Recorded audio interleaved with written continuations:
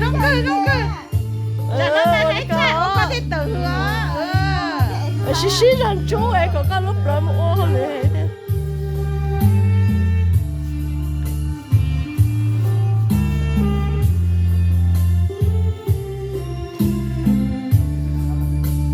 จงน้องคือน้ำใจประเสริฐเหนือโลกน้องคือสำคัญชีวิตคนที่เป็นบุญราชสีดีนั่นคือจุดใจคนจนจงใจน้องมีน้ำใจถ้าเธอเหลือโลดยิ่งข้าจะสูญเราก็จะเข้าแล้วนะ